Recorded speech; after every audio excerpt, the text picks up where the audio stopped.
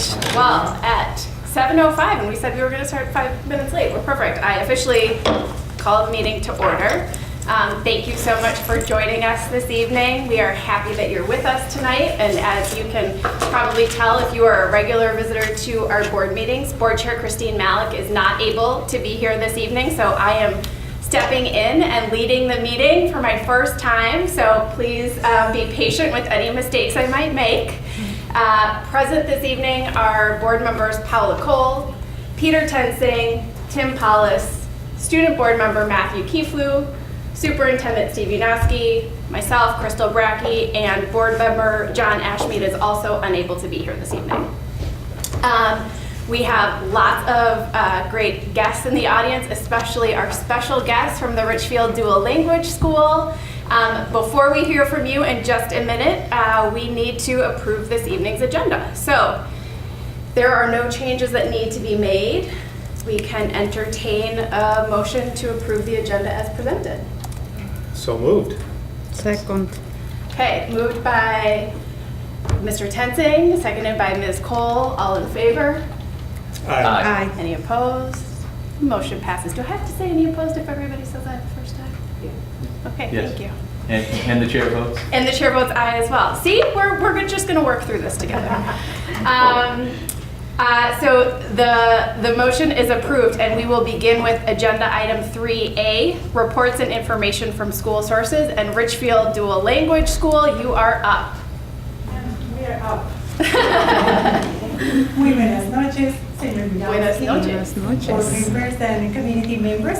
Thank you for rescheduling our presentation. It was on the snow day. And this morning, two of us were at RDLS, and I said, it's snowing. And I told Ali, we're going to present to an empty room. We're not rescheduling anymore. So thank you for having us. And I'm going to introduce then Alison Vaz, Señorita Alison Vaz, who carries two hats. She's our gifted and talented specialist and also our reading specialist in the lower grades. So, all right, wonderful. Well, I'm going to talk quickly and briefly because we want to get to our real superstars here tonight, my third grade students. But basically, we're going to be talking about how to think about, teach about, and learn about fractions in a new way. So if you're an adult here with us tonight, you likely learned with pizza pies or fraction bars. You may have learned to flip fractions or cross multiply, and you may not have actually known exactly why or how you were multiplying or dividing fractions. So I was talking with Mike Wallace, our math director, earlier this year, and he mentioned this book, Extending Children's Mathematics. And it talks about starting from a different perspective. So instead of providing direct instruction about fractions, we go in and create some word problems that our students can really understand and visualize and draw. And then we keep changing the numbers until they get harder and harder and harder. So they're developing the concepts of fractions themselves. Then we as facilitators help to name kind of what they're exploring and to help apply them to more standard algorithms. So I've had the chance to work across the, I guess, third grade, fifth grade, and a little bit of first grade with some of these concepts, and it's been really interesting to see. Some of our older students who maybe have been exposed to a lot of the standard algorithms and things actually have a harder time solving some of the story problems because they haven't first developed their own concepts of what a fraction is and what kind of math they're actually doing with those fractions. So, this being said, you'll see a lot of different examples here of how students will start out solving. So we don't give instructions of how to draw them or how to go about processing them. And a lot of times they'll start with very visual representations. They might actually physically draw all of the cookies and all of the people and divide them out. But they'll quickly realize that when you have 202 cookies to divide, there are better strategies. And so they may start creating relational thinking, ratios, etc. And then you'll also start to see them go into more of the abstract. They might use tally marks to hold the place instead of drawing the people, etc. And then you'll see some more advanced concepts start to come to light. So if I showed a half of something to a student with just thinking in a standard algorithm kind of way and said if there's 8 pieces in that half, a lot of our students would say that's 1/8. But our kiddos that are starting to think more relationally and with their own visual concepts will say, well, no, the other half also has 8 pieces, so it's a 16. So you'll start to see those concepts also come to light. And you might even get up to these bar models, which students will create if they don't know how to change their denominators, and so they want to combine different denominators. So that being said, I'm going to pass it over to our lovely third graders. So we have Samantha, Beckett, and Carmen. So I'll ask you guys to go ahead and stand up there, and they're going to run you through some math problems. So get ready.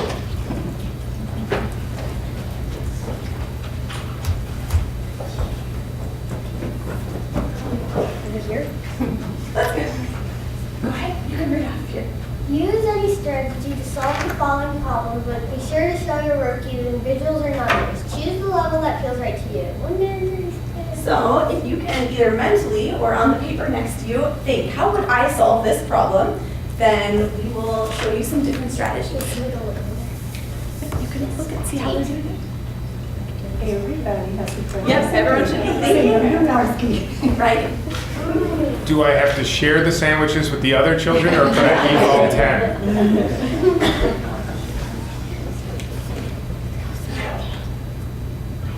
So I'll give you another 25 seconds.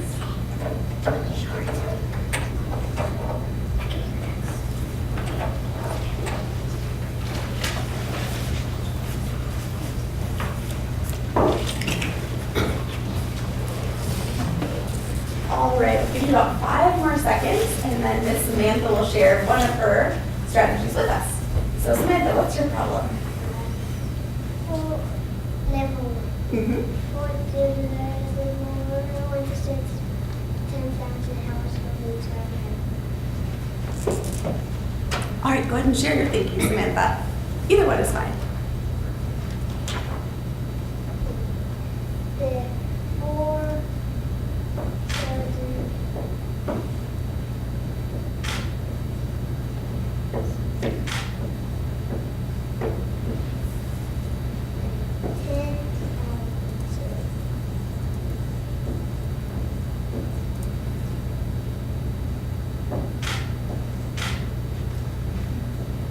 the 4,000 is 1, 2, level 2, was 1 and 1/2. And then there's 4 has to be 1/2. Now we go today's get 2 and 1. So you can see one visual representation, and then that will show some So level 2, 4 children share 11 sandwiches. Okay, 4 children. And 11 sandwiches.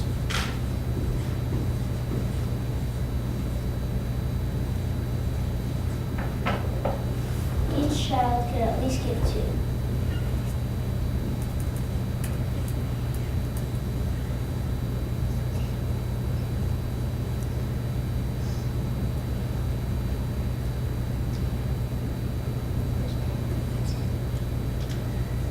Oh.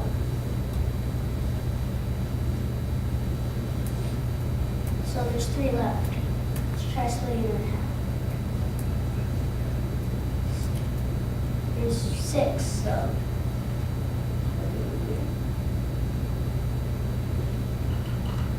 Each could probably get 3.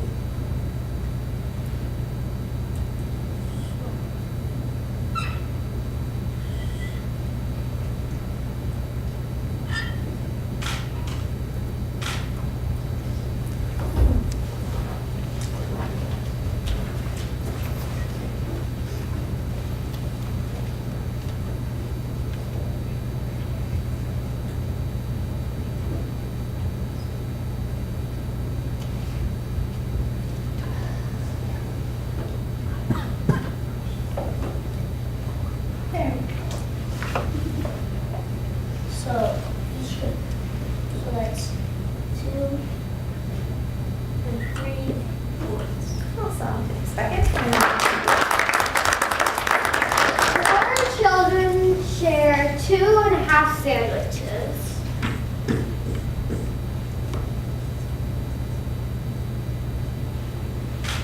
First, you can split them in half, which would make 4. But since there's a half, you have to split in half double what you did before. Which would make 1/8. So each person get a half and an eighth. Let's try putting that together. 1/2 and 1/8 would be 5/8.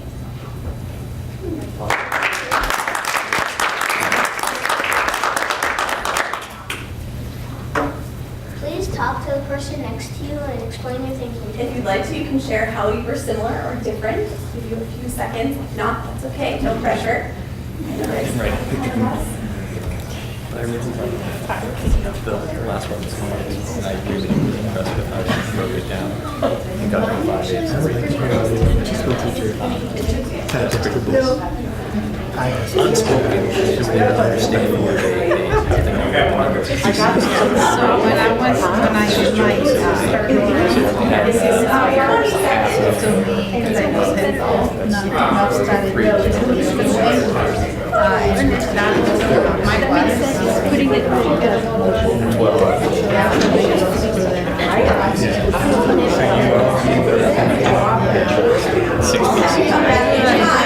I did that in first grade. It makes so much sense.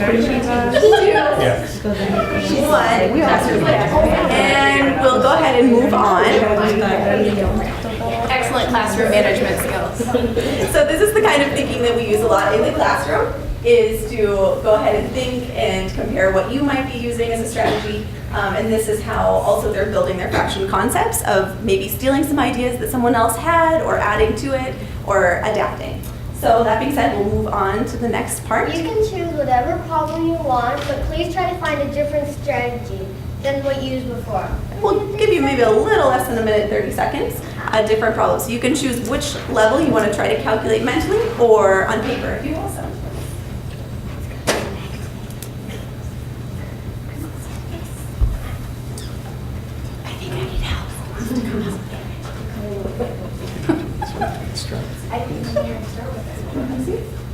So do you start with the 3/4 of a cup, or do you start with Yes, we could definitely, I could definitely use it. So do I draw 12 kids to start? Or Okay. 12 kids, no. Which one are you working Okay. on? Where should I go? Level 1. Okay, let's work on level 1. So do 3 So times there's 12 children, right? And they each need a quarter. So they need 3/4 of one. And we're I'll trying to give you about decide. 30 more seconds. Oh boy, that was fast. So if we have 3/4 of a cup, divide that. that's a quarter cup. So how would you And you start? multiply that by writing this? 12, that's 36 quarters. So you need 9 cups to begin with. Give you about 10 more seconds. I get that. But the way you would do it like this is you would have your 12 things each in 2/3. All right, and we'll turn back and see what our students are working on. Whoops, sorry. So go ahead, Samantha, show us what you would do to solve this problem. Go ahead and read it first. Use it to fill in. My problem is 7 and 3/4 of a cup. And if 12 kids learn to do the other, and then take the things in the middle. Get this.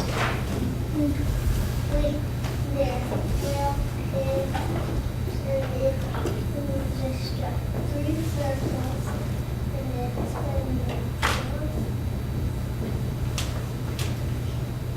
three equal 1 pig.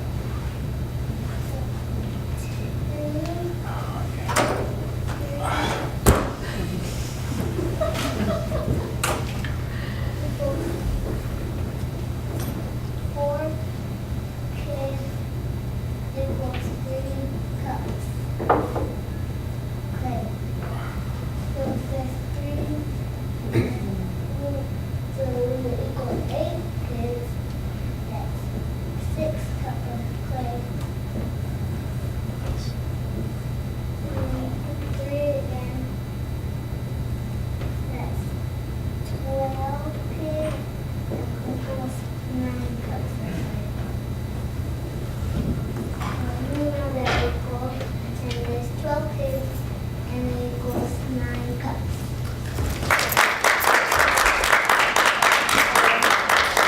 And Becky, how would you solve this problem? Mine is each child needs 2/3 of a cup of clay. So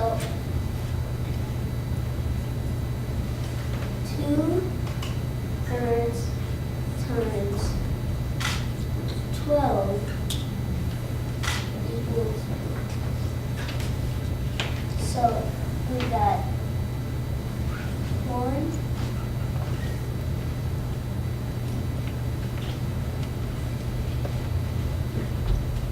2, 3,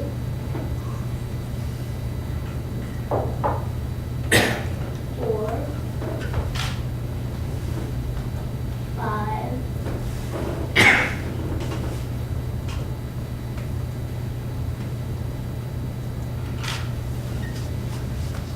6. Since 6 plus 6 equals 12, we need to do another 4, which would be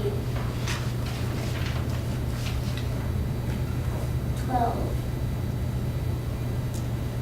And then we circles, so 2/3 times 12 equals 8.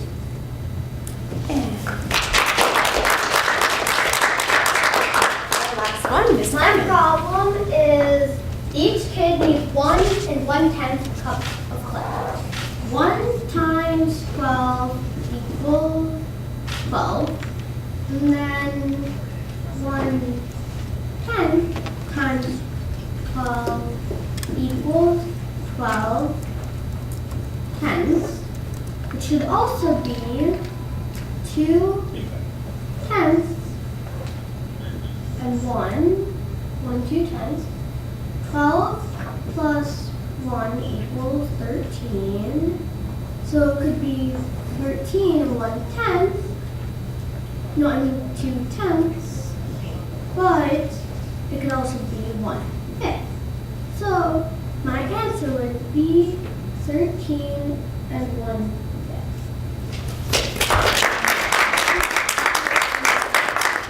All right, so now you've seen several different versions of multiplication and division of fractions. So, Share. What did you see that was similar or different of the way that you learned about fractions when you were a child? What do you see as some of the pros and or cons? we'll give you just a moment to talk to the person next to you and do a think, pair, share. I think difference were already mechanically, it's like you just multiply the numerator and you half and half. And now that we're going to be dividing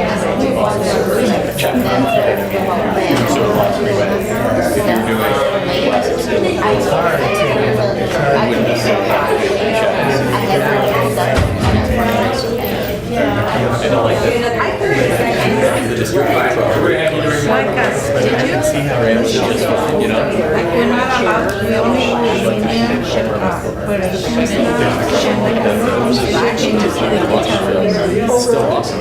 and then like, no, I have to tell So then the other day, they're older, and they're like, but why not?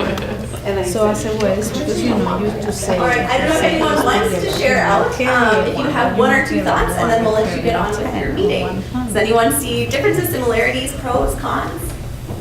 Or you can also just ponder it. I appreciated the visualization and how it served as a check. The way I remember being taught was more skill and drill, and things just worked, right? So there would be direct multiplication, and there wasn't you couldn't use the picture with the divided into pieces to check your work necessarily. So if you happen to get the multiplication wrong, there was nothing really to reference it against. Wonderful. So I like this. For sharing. And I can definitely understand how it translate, the ability to translate it, you know, the word problems are always a real challenge because it's such a different way of thinking, and you have to then do that translation from the word problem and the abstract concept into the sort of rote thing, whereas here the translation is much more natural. That's what we're seeing this year. So Yeah. I'm glad you said the same thing. But thank you so much for your time and for letting us chat with you tonight. Thank you. Cool, thank you.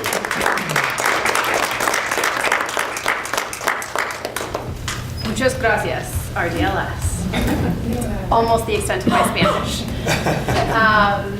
So we are going to move on to the superintendent update, which this evening includes a report on our community education program, which will be first, and then our ongoing efforts to recruit and retain teachers of color in our district. Yes, so I'm excited to bring Assistant Superintendent Dr. Adrian Roby and Director Carol McNaughton-Commerce for the first of two board requested presentations. One is in regard to an update on community education. And just as a reminder, we separated from a long-term partnership for Bloomington Early Childhood and Community Education Programming from being Bloomington Richfield to being Richfield. And so this is an update, sort of a mid-year progress update for us on how things are going. So with that, Carol. Really excited slide here. Thank you very much, Superintendent Yanowski. At our last update, last fall, we were just beginning to establish our identity as a separate program here in Richfield. So I've been anxious to come back and update you on progress and share a few highlights here. On the next slide, as you were noticing, we have our advisory council. We are off to a great start. We've had 5 meetings so far this year. We have a couple more planned before a short summer break. And we're continuing to build out the diversity of cultures and ages and stages of life that we need for an effective and representative advisory council for Richfield. So we're accepting continuing applications, and we'll continue to seek for that balanced representation. And our council is combined with early childhood and community education together. And that allows our residents to really understand the full umbrella of services and programs for all ages. And they've really shared a lot of information about each other in the different segments of the community that they represent. So in that way, the combined council is really working well for us, and I see us keeping that structure for at least a couple more years would be my recommendation. We do meet monthly on Mondays at 6 p.m., and I'm certainly open to recommendations, new applications at any time. So moving on to the programs themselves, here you see the 3 catalogs we've now successfully produced and distributed to all district residents. We also mail to additional families or adults that are on our past participant list or that contact us. The programs are open to anybody regardless of their city of residence. We did find that in our adult programs, fall and winter, we're attracting just over 300 Richfield residents, and out of almost 600 total addresses that are participating, it's actually split over about 311 Richfield, and the rest are split Bloomington, Edina, Minneapolis are the next top, and then just a wide variety. About 100 are coming from Bloomington right now in the adult programs only. You can see there that we have still on that program page the changeover from the first fall catalog to the middle catalog in the winter. We expanded our listings inside the catalog to include all of our youth enrichment as well as our early learning programs in preschool. And I really feel it's important that we have a document that is all-inclusive of the many services and programs that we have, especially during this phase of our identity. And we're not so large that it's an overwhelming size of catalog. People, neighbors, relatives, colleagues, people are word of mouth driven. They see information that might appeal to somebody they know, so there's a lot of recommendation and referral that way. We know that that's a strong marketing tool in our district, so we are now going with that model of including all of the information, trying to make it a one-stop resource, just like our home at Central Education Center. And then we also continue to do emails to past participants. We send flyers home from the schools with our students, and use the Blackboard and the social media as well to get the word out about our programs. Nope, not yet. This is a long one, sorry. At our last meeting, we were asked from community education to try to provide some numbers and some comparisons. So I'm going to jump into that a little bit as well too. I don't have any fun, on the board graphics, so we'll just jump in, and then I can always provide more detail later on if people want that separately. I'm very happy to report that our registrations are maintaining at the same level. The adult lifelong learning enrichment programs were of particular interest. People were wondering how that would work when we were separate as Richfield alone. And as I said, we're drawing, I think it was almost 600 different addresses and people. And overall, it's amazing. We're within about 3 registrations of last fall and winter compared to this fall and winter in our adult programs. We had 834 compared to 831.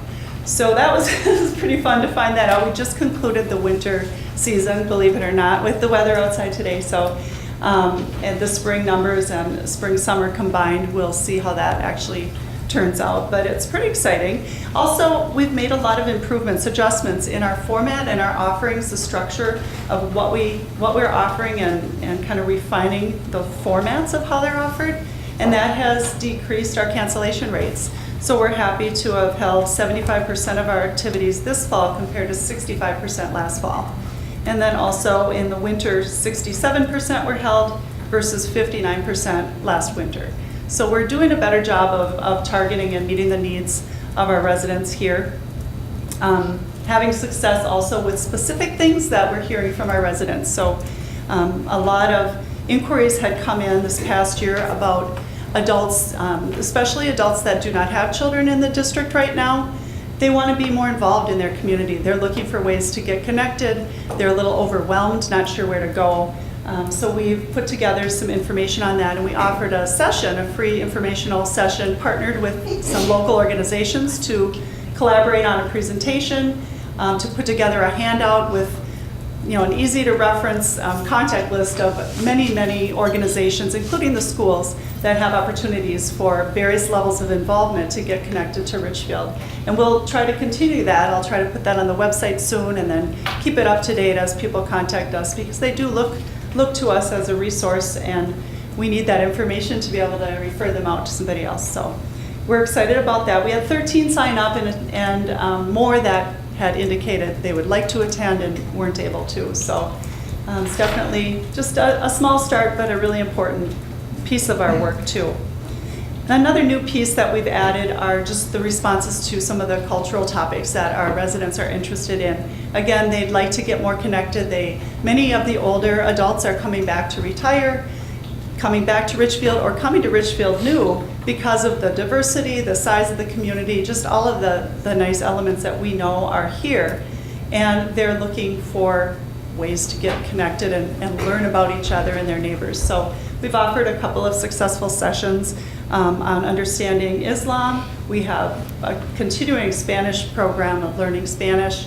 We have several culinary offerings that we offered with native language speakers from other cultures, sharing traditional recipes and how to make them, and then explaining some culture. So just some really introductory things, but we'll keep building on that.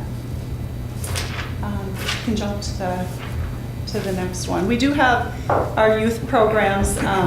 Mentioning, just our blended service team here. Our youth programs are continuing to run at the same levels that they have. Our driver's education, amazingly, is very close again to, it's within 4 registrations of where it was last year. That's a pretty solid program that continues for us. Our after-school enrichment and our partnership programs with the city are all continuing in the same manner. Looks like maybe we are exceeding by about 125 this year because of some new things that we've added. So, our goal was to just maintain and improve our offerings, but we were able to add with the addition of outreach staff and our blended services with early learning, we're doing more multi-age, more family activities. So we have increased our youth participation through those things. For example, even during adult activities, offering youth activities at the same time in another room, and attracting 2 different audiences to come together. So some different angles that way. And then regarding up to the blended service team, we have spent a lot of time working on this combination of this blended service team to really maximize our resources. There's been a lot of effort that I just wanted to mention, and thank the board for giving us that opportunity to have that co-located service at Central. We're pretty excited about the new staff that we've been able to add through various grants, and just the creativity we've been able to have to reduce duplication and really do a lot of cross-training and looking at systems, and it kind of sounds like boring and not too exciting. It's a lot of behind-the-scenes work, but things like data collection that we need to have for all of these different segments of our audiences and our programs and our state reporting, our grant reporting, we're really taking a lot of time to make sure that we're doing those things well, doing them efficiently, and trying to be the best service providers for our public that we can. Okay. I guess on the final slide here, just in addition to the progress that we're making through these program adjustments and this community involvement, we're really excited about our collaborations. A couple of highlights on those. We have the Youth Activities Project with Bloomington Public Health that was concluded back in January, and that's really allowed us to identify a lot of opportunities for future collaboration, and also just within our own programs as part of our needs assessment to really find out how can we involve more youth of color and more non-participating families in general into programs that they're interested in, or activities, or whatever the service involvements are that they're looking for. And with our partnership also with MIRA, which is a separate grant supported by Hennepin South Services Collaborative, we're able to work a little bit differently and have them help us identify from the Latino community perspective maybe some new ways of providing our services and developing different types of programs, and certainly helping with outreach as well. So that's really exciting work for us, and the needs assessment piece is something that we really need to be focusing on and continuing to work on, so that we really are hitting the mark with what it is that people want and what we're doing, and not duplicating things that are already out there. So we're still learning a lot about all of those pieces.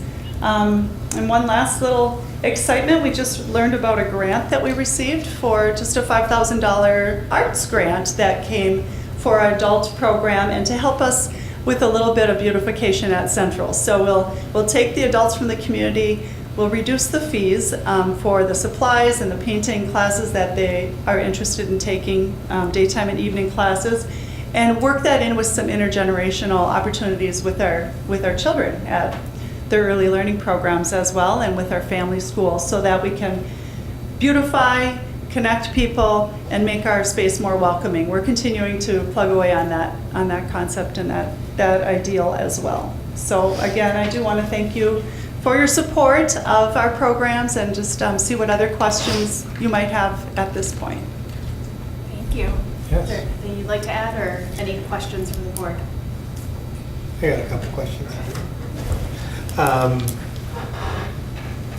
So one of the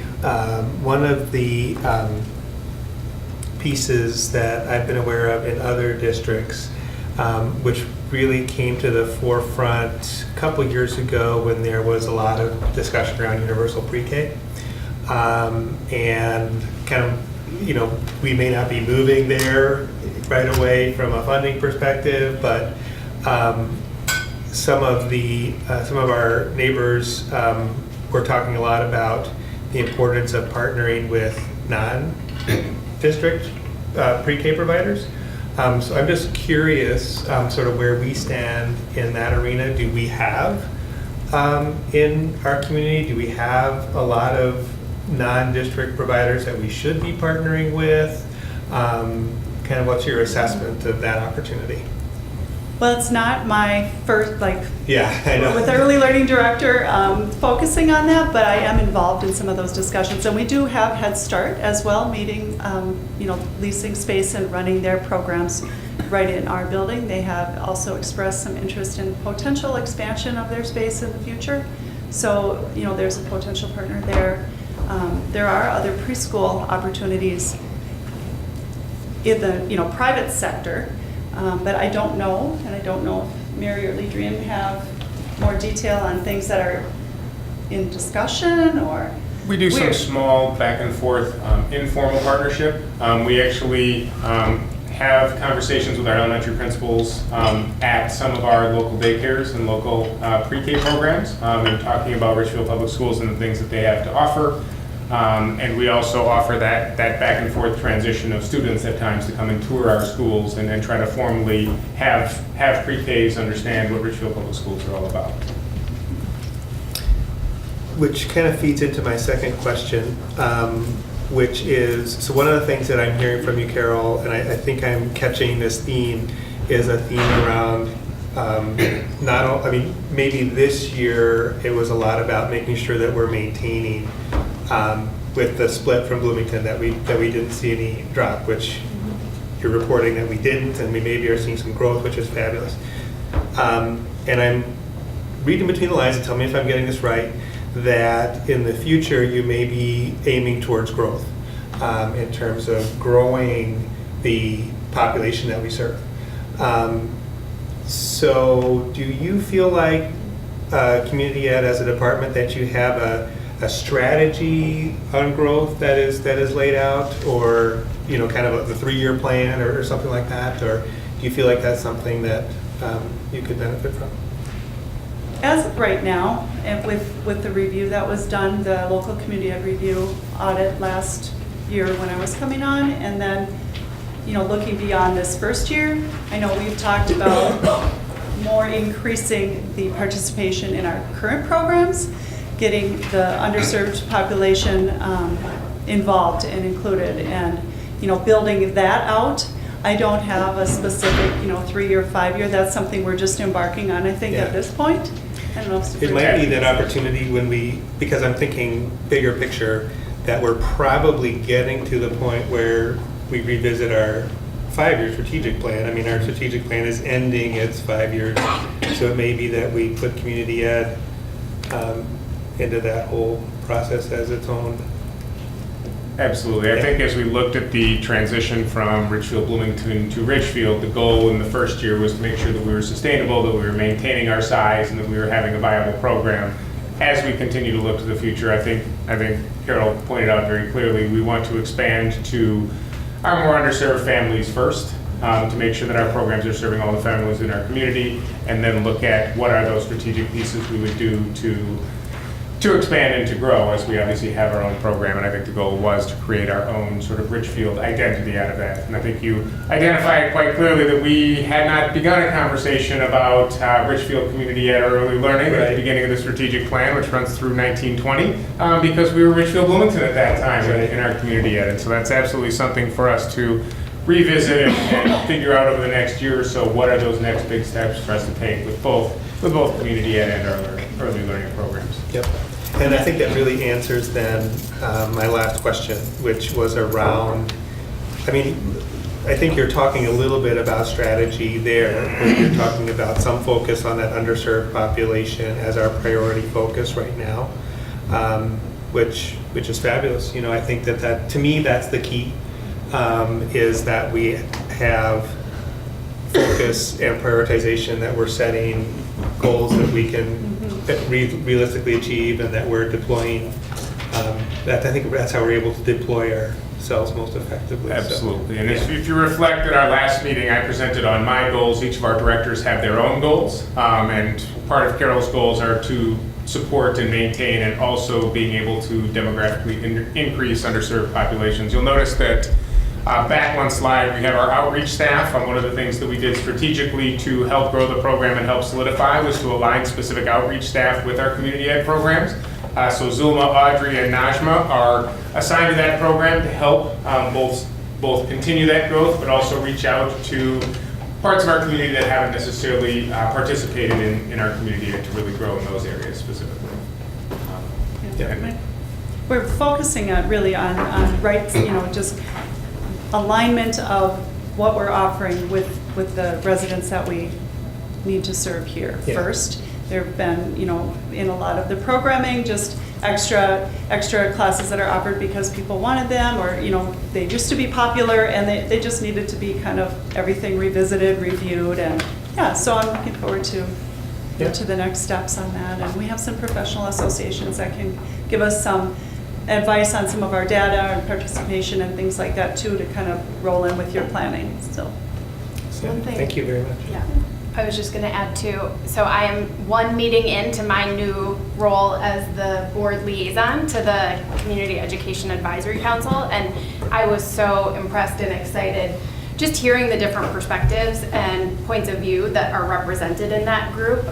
We've talked here about how we struggle to have advisories that are fully reflective of our actual community. And I think this is a group that is certainly closer to that than what we typically see. So even just one meeting, and it was really great to hear the questions that people were asking, and I think the things that they were really pushing for, because they feel like it is truly going to be beneficial to our full community and not just particular segments of our community.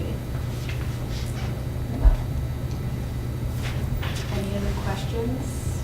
You all feel so far away. I want to make sure, not missing hands waving down there.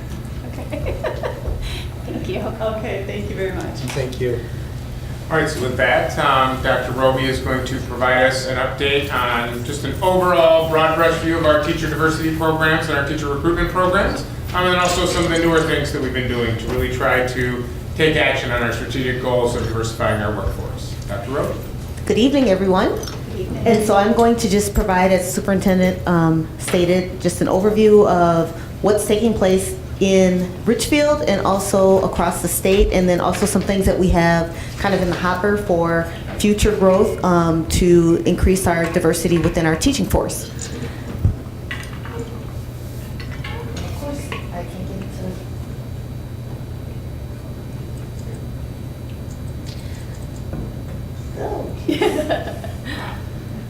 So these are our numbers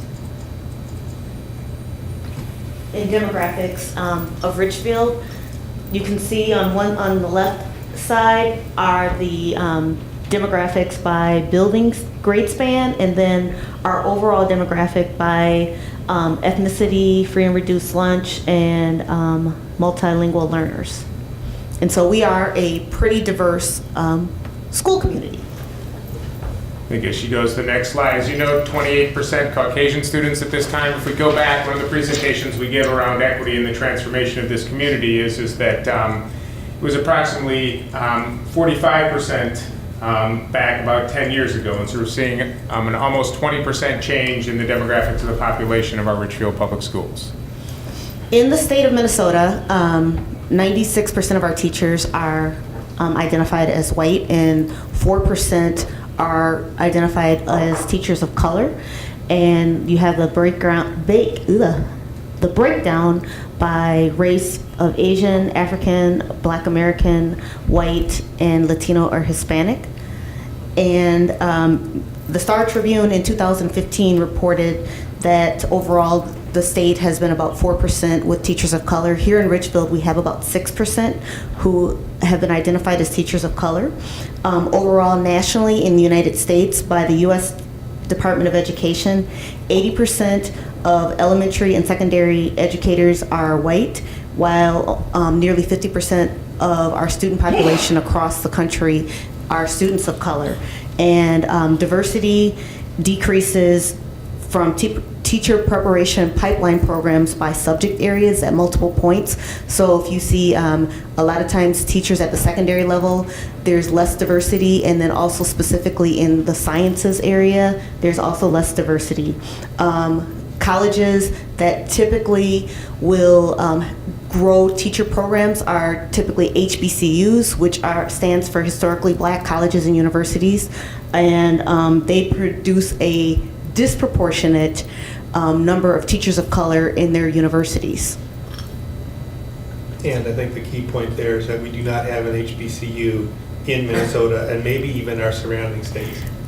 Probably the closest HBCU would be in Ohio, which is Central State, which my son actually attends, and that's probably the most northern HBCU, and most HBCUs are concentrated in the south and southeast part of the U.S. Also Lincoln, Nebraska. There's a Langston University, I think it is. Within our district, we have a little bit more diversity among our leaders. 12% are folks of color, and 70% are of white persuasion or ethnicity.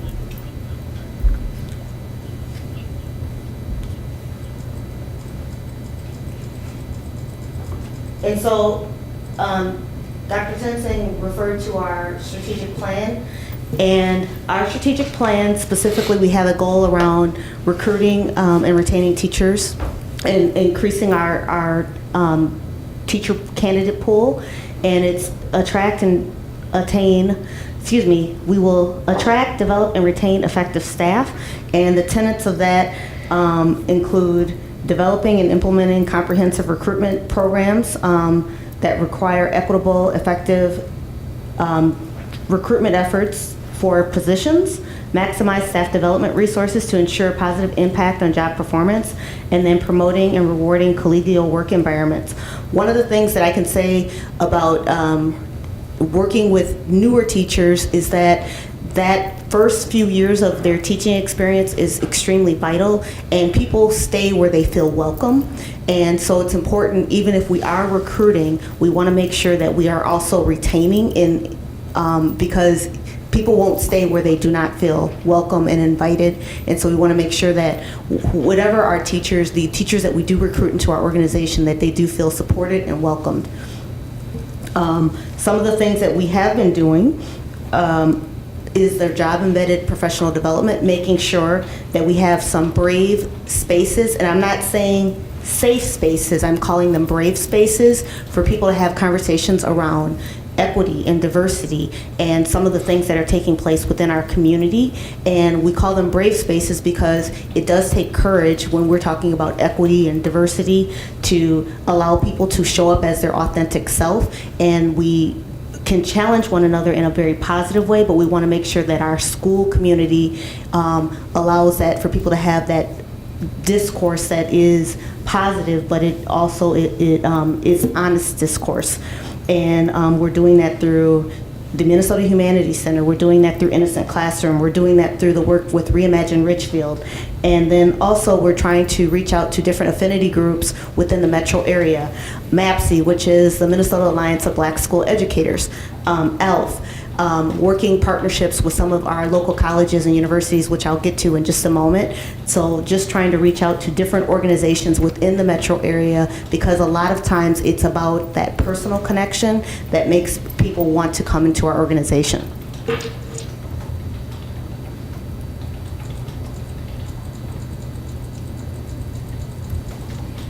Since I've been, I always do that. I think I do that every single time.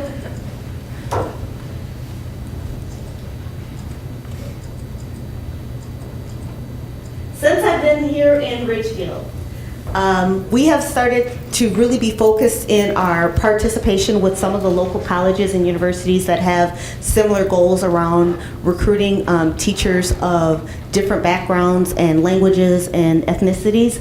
And these are some of our partnerships with some of the local colleges and universities in the metro area. There are 7 that we work very closely with.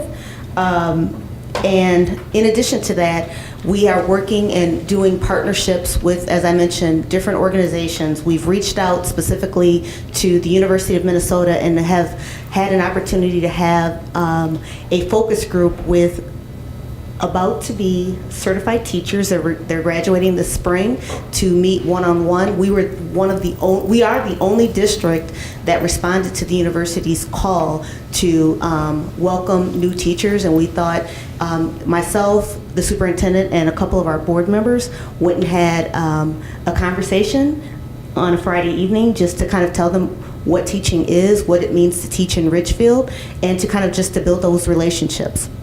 In addition to that, we've also sent some of our teachers of color who are currently in our district to other organizations such as Metro State. They have a large pool of teachers that they graduate each year to make that connection as well. So we're trying, again, it's the formal relationships, but it's also making sure that we have those informal, those personal relationships that make the connections for folks.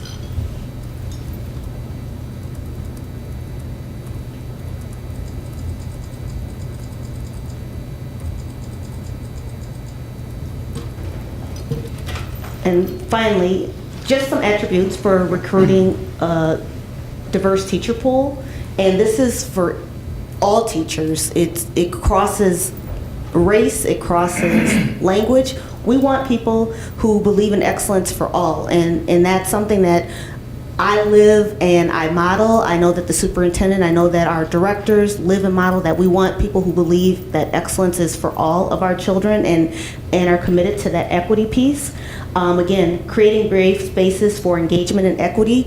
It's tough talking about things that make people feel uncomfortable, but we want to make sure that we don't shy away from that dialogue, and we are taking action, and we are dialoguing with others about what do we need to do to make schools and our school community great for all of our students. And you've seen some of that work this past year through Reimagine Richfield and some of the things that are taking place in our school community. And that's just kind of a start, but we want to continue that work. Also, collaboration, working with other organizations and school districts to partner around recruitment efforts. We are looking at some partnerships with some of the smaller districts in the metro area to see how do we recruit together to get teachers to come to our communities. And just, being creative and being very intentional. And that's my last slide. Are there any questions that I can answer? I have a couple. You Sure. mentioned partnering with other districts, smaller districts. How does that further our specific needs, right? Sure. And so if we were recruiting at an HBCU, and one of the examples I can give for many of our new graduates who have never been to Minnesota, they don't always believe that there's a lot of diversity in Minnesota. And so because we're a smaller district, we may only have 1 or 2 or 3 positions, but if we partner with another district and recruit from certain colleges and get them to come together, there's safety in numbers, and they'll feel more comfortable. And that's some of the feedback that people have given, that I'm not going, at 22, going to a state that I've never been to, and I don't know anyone, to have kind of my own network of people to bring with me. Okay, thanks. I misunderstood. I thought that you were doing that locally, and I was confused about that. I understand it if you're going to more far-flung places.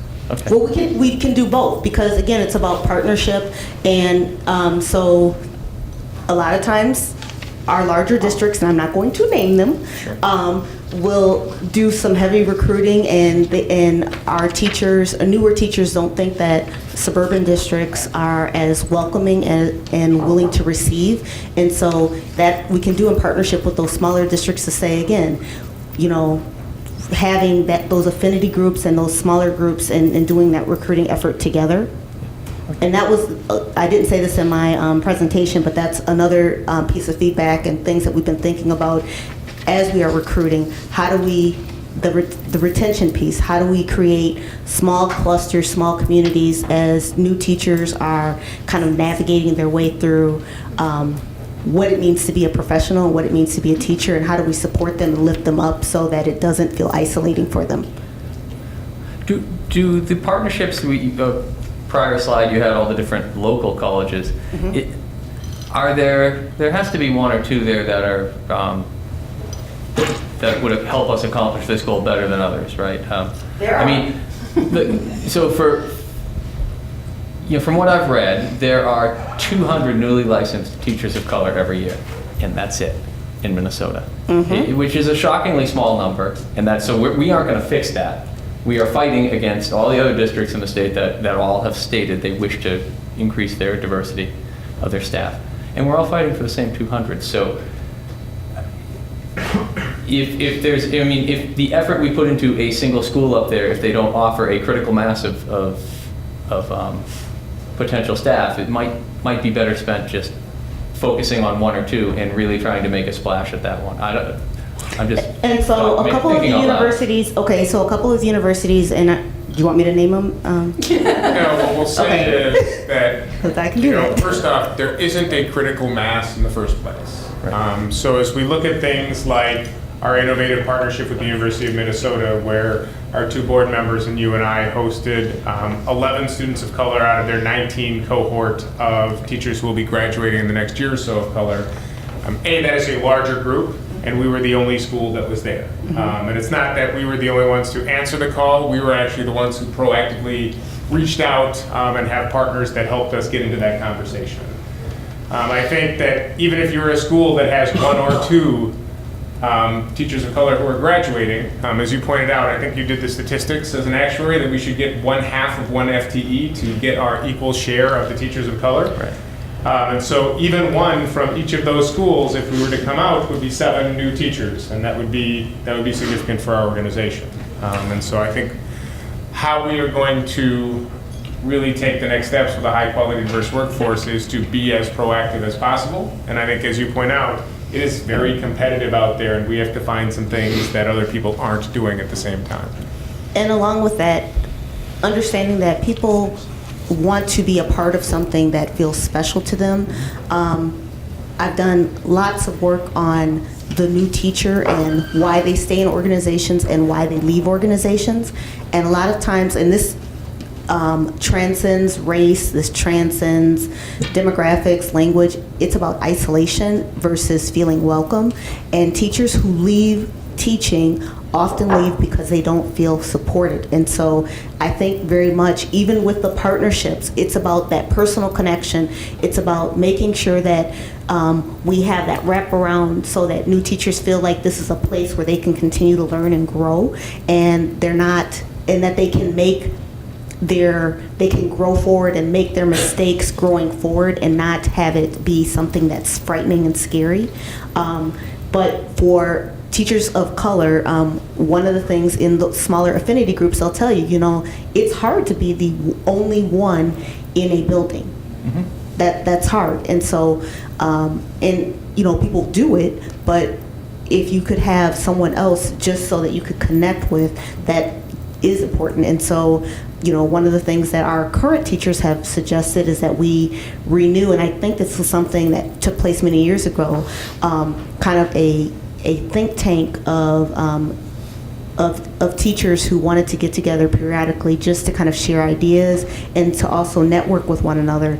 And our district is small enough where you're able to do that, where we have 6 buildings, brick and mortar buildings, 7 programs that you're able to do that and pull those teachers together so that they can build a sense of community within their own culture, and then also, so that they'll want to stay within the district. Other questions?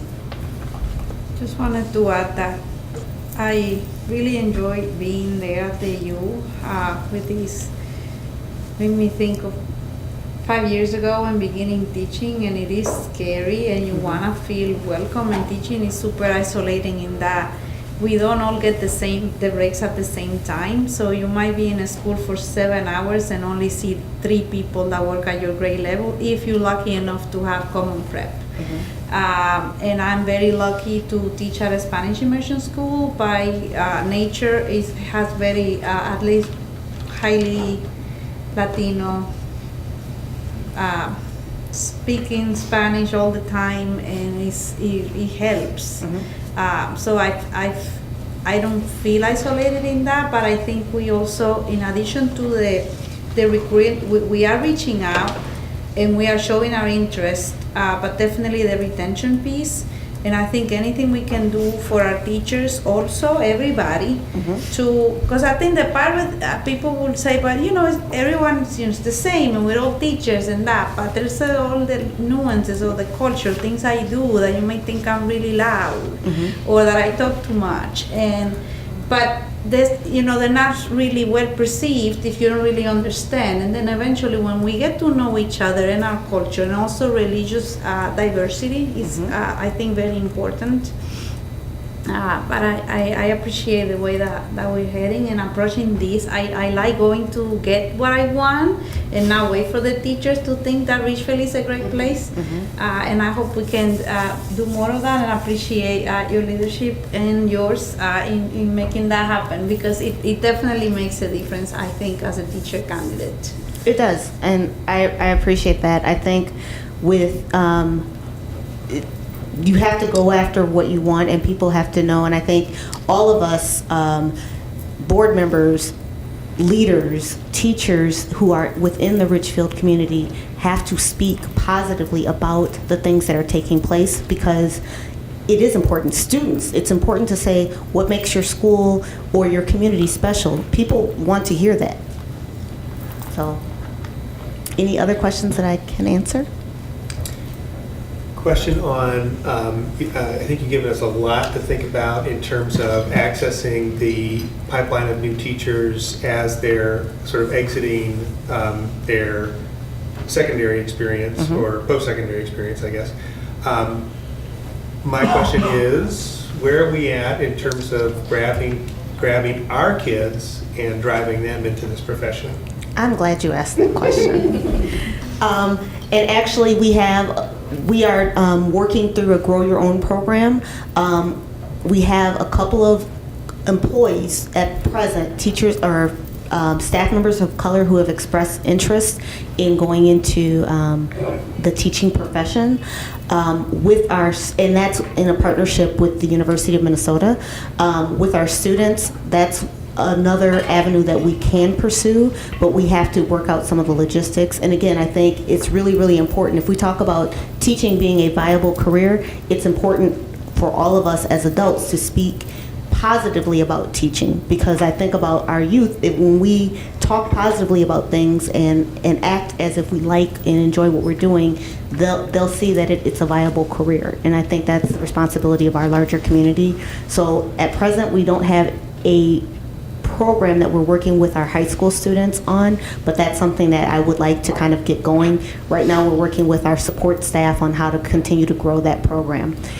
And if I can just do a quick plug, if there are people in the community that you know that might be interested in teaching, we are looking to have an open house pretty soon in the next month or so, where they are doing some serious recruiting with a Grow Your Own. And so people who have a sub license, people who have volunteered in the community, we are really looking for people who want to get into teaching and have a love and a passion for young people. I think that's really, really important.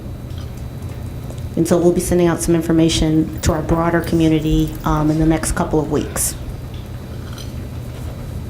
I'm glad you addressed the Grow Your Own, because I think there's the specific programs where we can support, as you said, our current staff members who are maybe aides or paraprofessionals who are familiar with our system, are committed to our kids and to our community. And I think supporting them and figuring out how to get that license and come back and be full classroom teachers with us, I just think is such a tremendous opportunity, and I'm excited that we are pursuing it.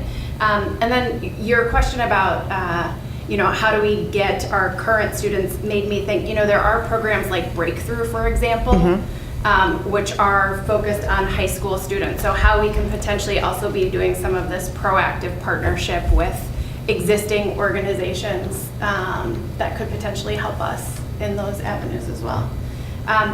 A question that I had is, how are we going to make sure that we are measuring sort of our not necessarily our progress, because I think it's easier to see representation numbers, but how are people's experiences? I think to your point about how big of a factor isolation is, how are we going to make sure that we actually have an accurate window and are holding ourselves accountable to the impact of these things for our staff and ultimately for our students? Sure. So quantitatively, you can just by year to year, what teachers are we retaining and what teachers are either leaving us or we're not holding on to for other reasons. From a qualitative measure, one of the things that we do with our newest teachers that we invite into our system is that we do a survey and ask about their first year in the district. We ask about the mentoring program. We have a informal mentoring program where we pair a experienced Richfield teacher with a new teacher, and we try to pair new to teaching teachers versus teachers who have come from other districts, because that's a different experience. And making sure that they have not only just the kind of the technical pieces about where's a copier and where do you do this and that kind of thing, but also kind of that more nuanced, kind of the art of teaching. How do you problem solve with two students, or how do you address this issue? And just having someone that they can support, that can lean on, and that will support them. And our data for the last 3 years with mentoring, we have an informal mentoring program where 40 teachers are paired with 1 or 2 new teachers, and the data suggests that we probably need a formal mentoring program where that's just someone's role to work very closely with teachers versus it being an additional assignment, because teachers are saying that they need a little bit more support, and it's not the technical stuff, it's more of the interpersonal and kind of intrapersonal stuff that goes along with teaching.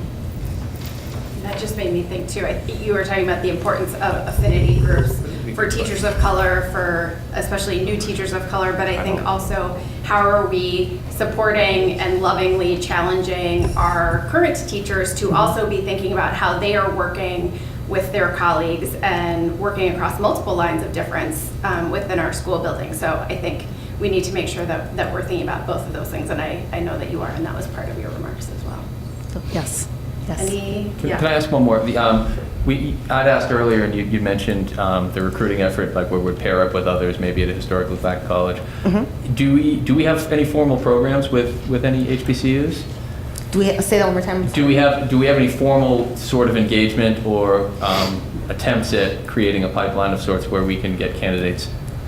Not at present, but that's something that definitely we would like to pursue. Would the Minnesota licensing issues be a challenge to that?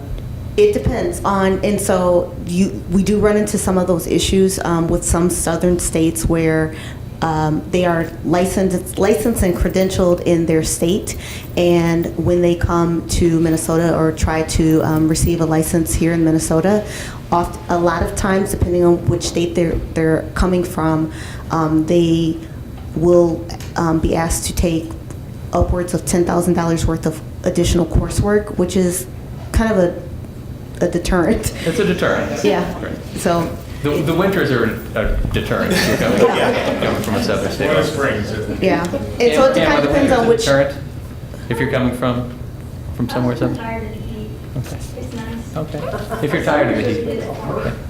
Okay. Yeah, and so some states, I know that our neighboring states, Iowa, Wisconsin, North, South Dakota, you just pay the fee and you're automatically given the license. And then it seems to be below the Mason-Dixon line where we seem to see a little bit more challenging and difficulty. And this is not just for initial licensure. It might be teachers who have been licensed in their state Right. and have been successful as teachers and tenured teachers, but when they come to Minnesota, they will not be granted a license. And the irony of that, and Superintendent, please forgive me as I say this, the irony of that is that we have the largest achievement gap in the nation, and I find it curious that we have such high standards, or a standard where we're saying that a teacher who's been credentialed elsewhere and has been successful cannot receive a license here. Though potentially, the new licensure system that is being put into place currently, I know one of the intents is to try to address some of these issues, but I think it remains to be seen. It's a work in progress at best. Exactly. How I don't have a lot of how faith. effectively it will do that. It's right here, tier 3 for those. Oh, So, all right. I'm excited about that possibility because I really think it's outrageous also. We have the worst achievement gap and yet it just doesn't add up. So I think we sometimes gotta get out of, what we've been telling ourselves for decades and then say, you know what, we need to do something different. We had a system that worked very well for the Minnesota that existed through the 1980s. But Minnesota changed. And those kids are still doing very well. That's right, but Minnesota has changed. But we've changed, And yes. our system needs to adapt. I think it's how do you make sure that we have the appropriate standards that we know we need to have, but thinking about flexibility and what do we count as experience, and it's an interesting calculus. It's a conundrum. Just a couple things to double down on some of the messages. Obviously, we did hold that meeting with our affinity group at the University of Minnesota. I'm pleased that we have several of those candidates interviewing later this week at STEM. We actually have one who is subbing this week in our district, and so she's kind of in a week-long interview. So she was excited to be a substitute in Richfield Public Schools for now. A couple of additional things that Dr. Roby pointed out. Personal connections are very important. So one of the ways, as we're talking about two concepts, recruitment and retention, one of the ways we recruit is through personal connections. So if people in the community are asking, how can we help? If you know high-quality teachers and high-quality diverse teachers, asking them to give a look and have a conversation in Richfield Public Schools, bring them in for a conversation. Actually, I think Board Member Brackey did that just earlier today to mention a couple of names to see if we could find them in the pool. But we do a lot of that action, and a lot of our candidates are through that personal connection. And then the other thing she said very eloquently, which I may not be as eloquent, is being positive about schools and the school system. You know, as I look at some of the rhetoric we hear about schools, or if you look at some of the social media postings about schools, there's some pretty openly negative messaging about schools in our society, within our community also. And so as I think about how do we create positive messages about our schools, but also about educators of color, I think that's a very important component for us being able to attract and retain, not just as Richfield schools, but also around the country. And so I think that's something that we all need to work on as a community to get better. I think the one thing I would add to that is I think people also appreciate candor, though. I think they appreciate being able to have the conversations about what are our challenges, what are our strengths, what are we working on. And I think one of the things that I took out of this great meal that we shared with students at the University of Minnesota is they appreciated the ability to ask the questions, to have the real talk about what are we doing. And you know, it was so great to get a thank you note from one of the students that was present that night, who was actually student teaching in our district this semester. And to hear from her how much it means to have that conversation with us and to see how hard we are working on recruiting a more diverse teaching corps. So. Yeah, and to that point, I really appreciated how intentional you are about creating those brave spaces. You're obviously being very intentional about that, and I appreciate that. Thank you. Thank you. All right. Thank you. Dr. Roby. Did you have anything else in your I am superintendent good. section?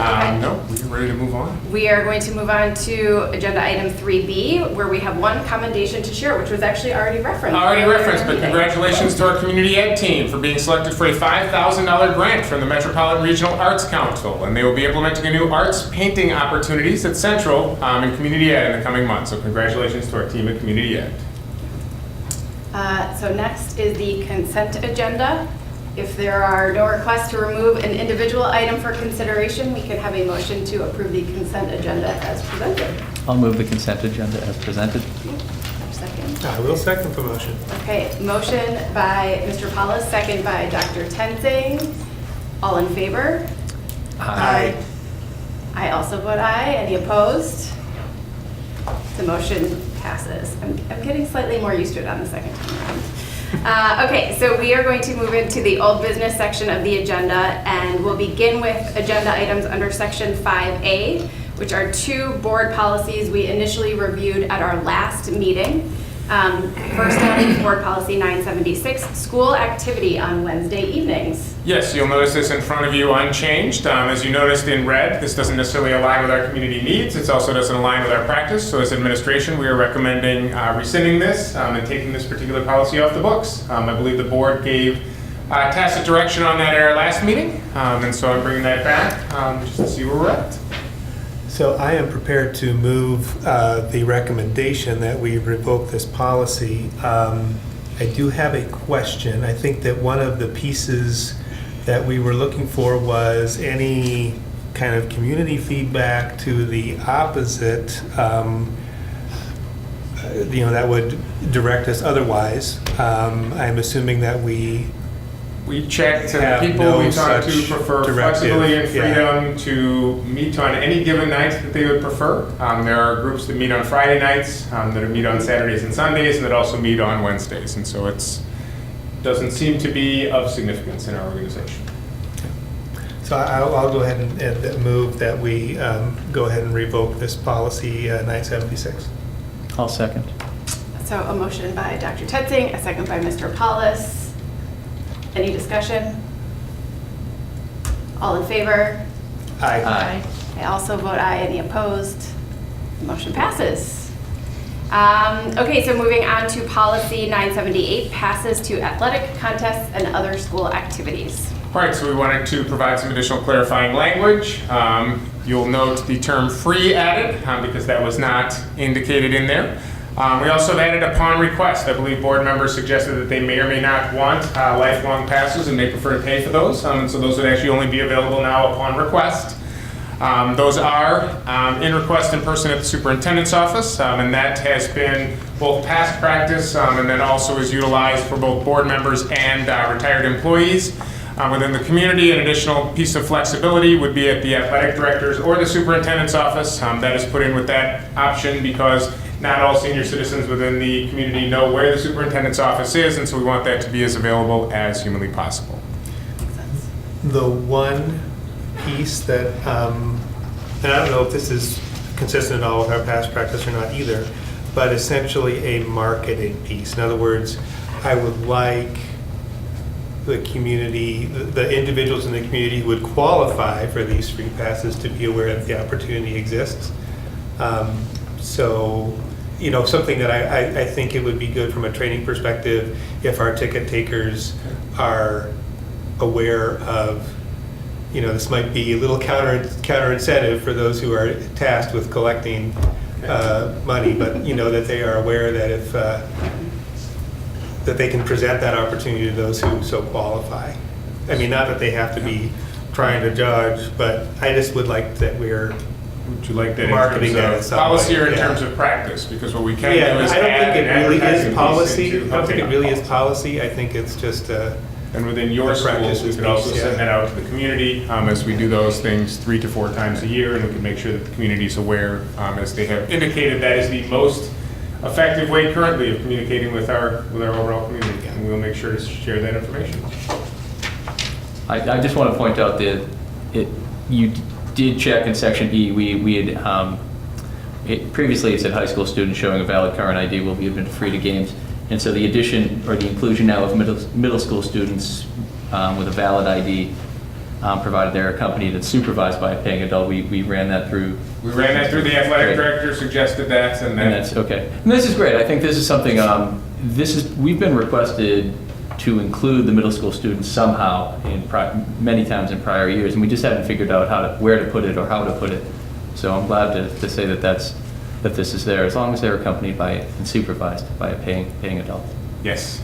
And I think to that same point, how do we make that known and clear so that people know that we are excited to have our middle schoolers and accompanying adults present? Once that is passed by the board, we can certainly go about advertising. Again, we have your schools actually in publication at the moment. We can also make sure that our athletic department shares that out quite clearly too in their materials. I would move the policy as presented. Second. So a motion by Mr. Paulus, a second by Ms. Cole. Any discussion? All in favor? Aye. I'm also an aye. Any opposed? The motion passes.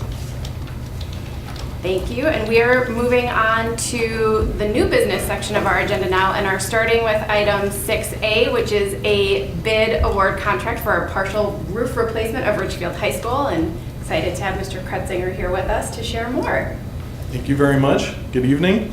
I'm so excited to hear all the neat stuff that's happening here in the district. Coming to you guys with roofing projects isn't quite as exciting, but Also important. very important as well. Roofs are important. They are. We couldn't really do what we do without it. Maintenance is important. So on November 13th at the board meeting, we received approval to pursue bids for a partial re-roofing at the high school. There's 3 large sections of roof that we'd be replacing. On March 21st, we held a formal bid opening, and in your board packet includes a bid tabulation that shows all of the companies that applied and presented a bid for us. Out of the 5 companies who bid on the project, Rosenquist Construction, came in as the lowest responsible bidder at $610,000. The next lowest bid was for $631,000, and that going up to $767,000 for the high bidder. The original estimates and what we budgeted for was between $665,000 to $750,000. We actually budgeted for the $750,000, and that kind of depends upon how much insulation damage is under the current roof and what we have to replace. Due to the size and complexity of the project, we would be beginning construction in June, and with an effort to finish up prior to the fall school year beginning again. So with that, I'm requesting a motion to proceed with Rosenquist Construction for the partial re-roofing of the high school. Yeah. I do have a question just about the schedule, the bid tabulation form that was provided, where I see where it lists the total price. What is the column to the right where it's, for example, Rosenquist is $2.35, Lake Area is $2. Is it? Yeah, so that talks about insulation. Okay. So if there's damaged insulation, the inspec also put in a certain number of board foot for replacement already. But if they exceed that board footage number, there's a cost of that $2.35 per board foot addition. Okay. So it's theoretically possible, I'm not saying you don't know this until the end, that, so if commercial, the third one on there has a much lower cost per board foot, and if we tore it up and realized we needed a whole lot of insulation, it's possible for one of these to get closer. Can't necessarily say it would be better than what you're suggesting anyway. Yeah, that's correct. Okay. Thank you. And along that note, sorry. Oh, I'm sorry. I was going to say, if our RDLS kids were here, they would be able to tell you how many board feet of leeway we got between those two bids. Anyway, go ahead. It's a good word problem. So when I look at this, I think of sometimes when you invest this amount because you're thinking of the long haul, right? So, but not knowing anything about roofs, Sure. I'd like to know if there was a conversation about, for example, Lake Area on the second slot where is $2 for that insulation replacement and about $21,000 more than the first one that you are proposing. So is it that's like a very unlikely scenario? Did we do any math about that? Sure, yeah. In the, prior to when we first had our first estimates, they actually go through and they core drill into our existing roof to check insulation to see if there's moisture in that insulation. So there's kind of an idea of how much insulation is good or bad, but it's still, out of the square footage that there is up there, it's kind of hard to know for sure that there isn't an area that had a hole in it that there was quite a bit of water damage. Hard to know for sure, but it's a pretty good guesstimate. Do we have any historical data about that kind of issue happening before, where we have had to tap into that, and how many years perhaps between? Not that I know of. Are you asking about the second one? Yeah. It would take 60,000 board feet. That's what I was thinking. I was thinking we've got thousands of board feet of leeway. 60,000 board feet for that one to tie the other one. Yeah. Okay. And there is, Should be proud. And at 60,000 board feet, the third bid would actually come ahead because it's even yet lower for board feet. But Okay. Can I see your pictures to check that? it's all Excel. It's all Use the Excel. calculator. None of it's on my own. So I don't know how likely 60,000 board feet is. I'm going to guess unlikely. it's fairly unlikely. Okay. And that's what I wanted to know, like, did we check that? Because to be honest, I did not grow up in a place where we measure things by feet. So every time some things that, I really have to think it through and do my little rule of 3, honest. Because so that's what I wanted to make sure, that we calculated it and that the chances are, how, you got it. Thank you. Yeah. Thank you. So I will move the item as recommended. And Dan, is it Rosenquist, is that correct? That's correct. I will move the item as requested with Rosenquist as the bid winner. I will second the motion. So a motion by Mr. Paulus, a second by Dr. Tensing. Any discussion? All in favor? Aye. Aye as well. Any opposed? Motion passes. Very good, thank you. Thank you. So agenda item 6B includes a first read of 3 existing board policies and some accompanying administrative guidelines that we are going to have an initial conversation about. Board policy 505 is up first and is our student disability non-discrimination policy. Correct. And so just to confuse you, this is Board Policy 505. However, it's about Section 504 of the Rehabilitation Act. And so 504 plans are for students who need special services accommodations but are not identified as special education students. And so this policy outlines the role and the process of how we comply with Section 504. And then also indicates that we have a school district ADA 504 coordinator. It does align with the board policy, but as you will note, prior to our next rewrite and second read, we will do an update because this was updated in 2013 to bring an update to statute, and there's some small changes in regard to forms, and also then there would be an addendum form on a changed policy that we would bring back for board second read, which you'll notice on the MSBA page number 2.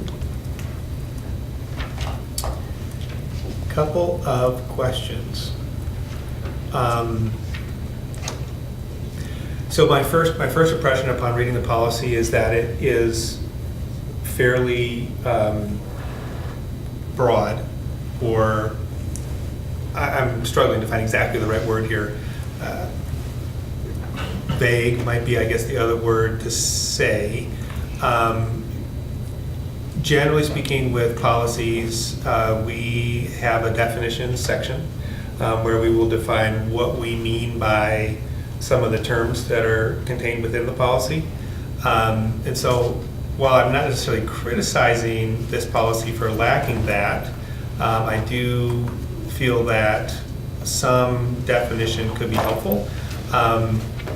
So for instance, the 2 terms, I think we do make some steps, make some effort to define sort of who's covered by this policy, so that's defined in section 2C.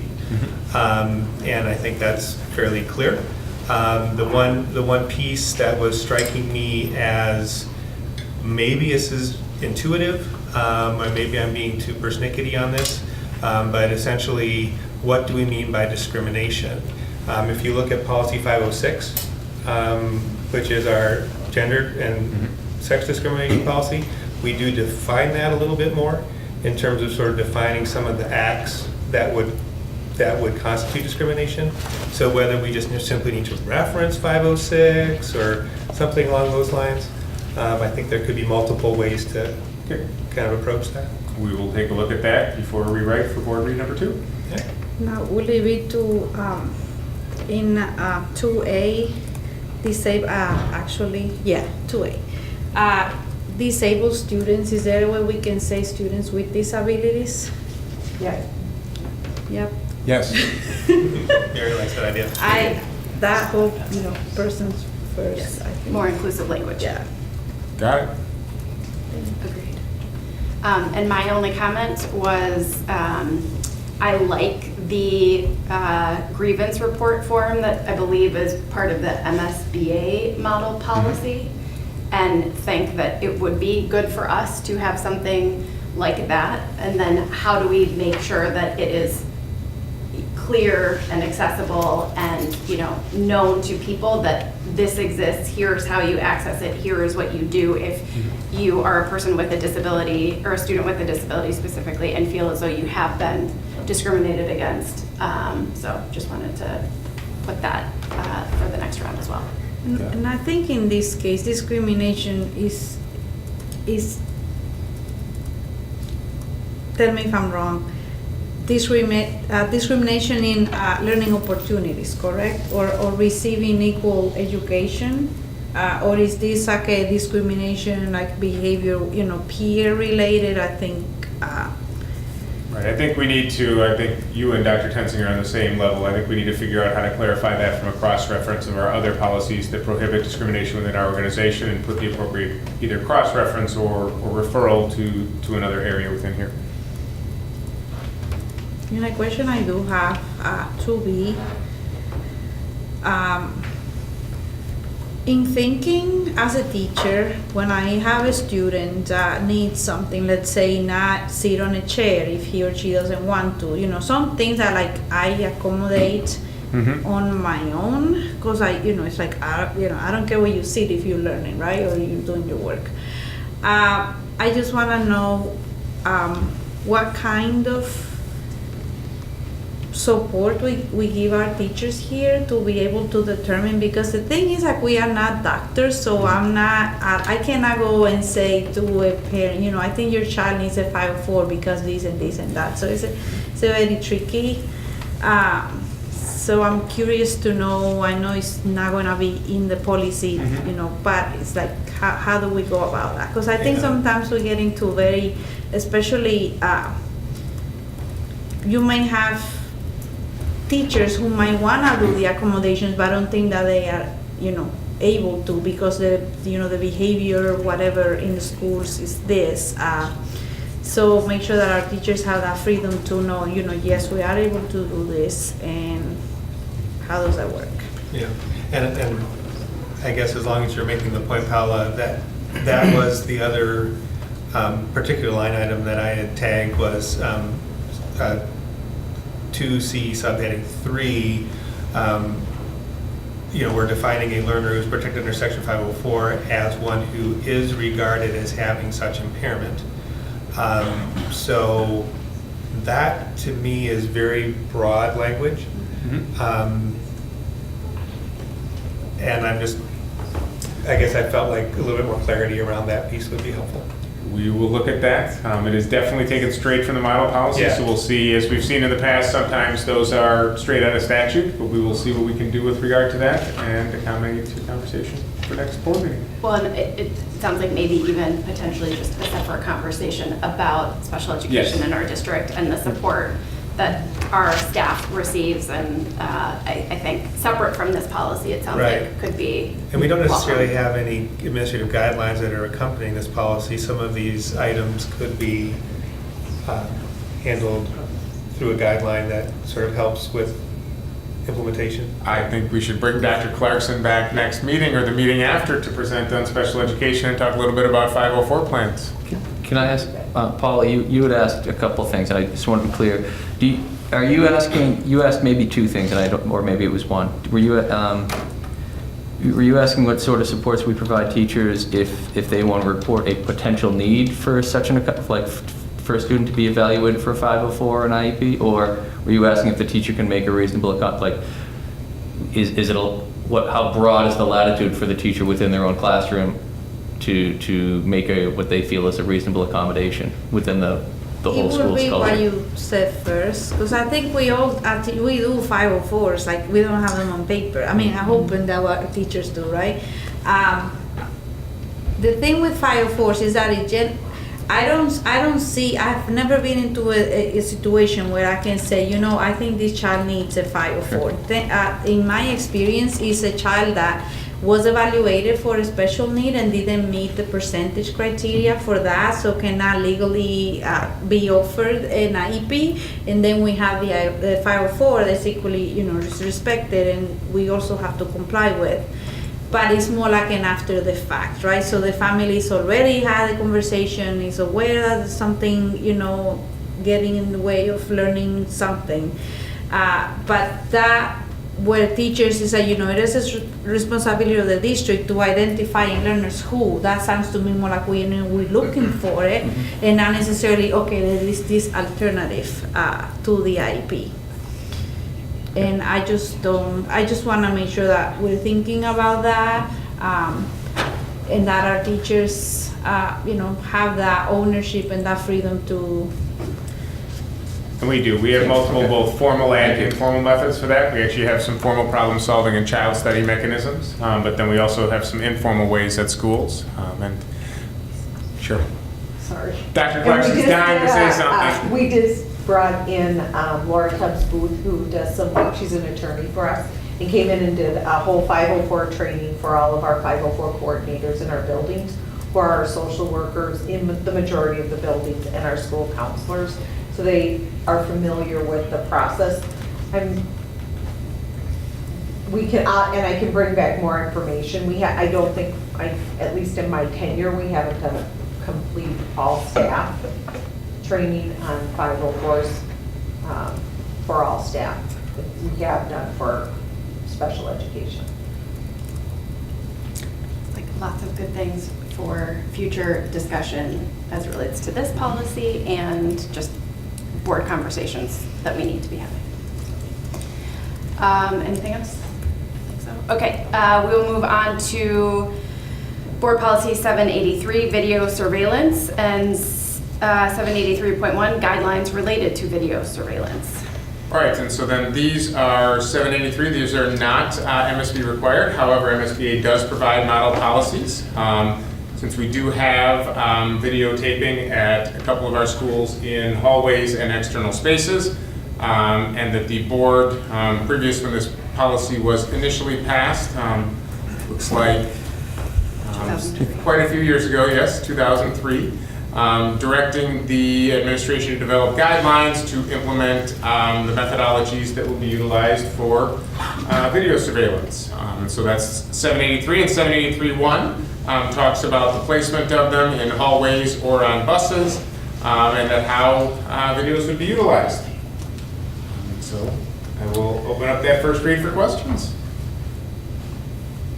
My primary piece of feedback on this is I very much appreciate the items within the administrative guidelines that basically talk about the importance of conspicuously placing signs notifying riders on buses or individuals who are entering our buildings when video surveillance is occurring.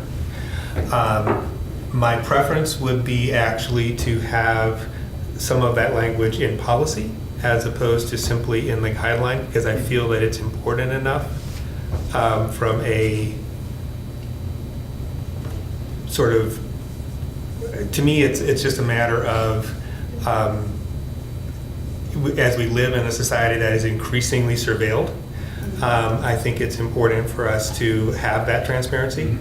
And so I would like to see that in the policy itself. Okay. Take a look at moving those things.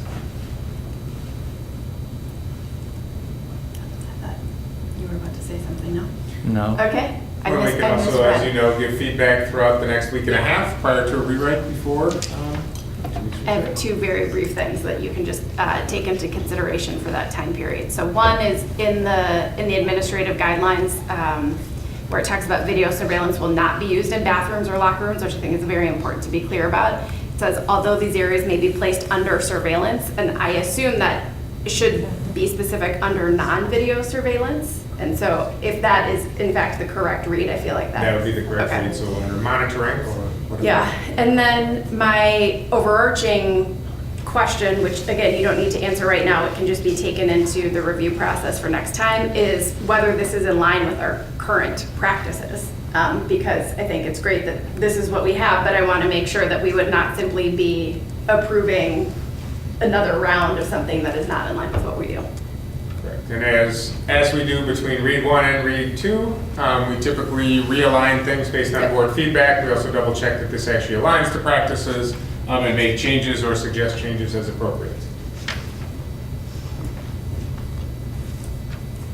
Okay, looks like no other. So we will move on to the final policy up for initial review, 977, cooperation with law enforcement agencies. And there are 2 accompanying guidelines related to this. So, given outlines how we partner with both police and the school liaison program, the city manager, and then how we work together in that regard. And then this policy dictates that we'll cooperate and partner, and that it is the role of the superintendent to set up guidelines for how this will work.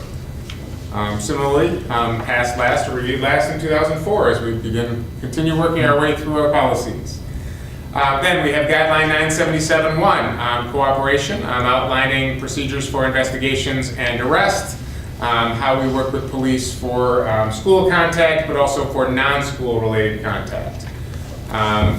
And then, finally, community notification of predatory offenders and our role within receiving information of those who are moving within our community, and then also our roles and responsibilities for sharing that information out with the community. And as you'll note, there isn't necessarily model policies for all of these.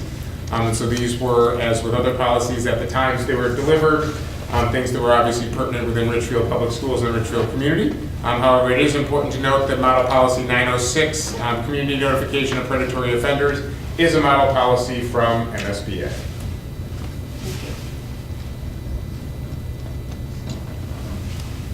comments. And there are a lot of pages here. Yeah, there are a lot of And probably a number of comments. Yeah, I was just saying, I have comments. Mine are relating to 977.2, the guidelines.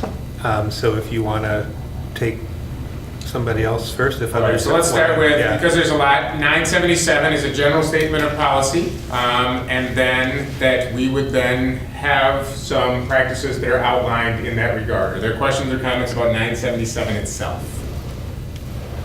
I think that's the easy one. It is. Yeah. Good.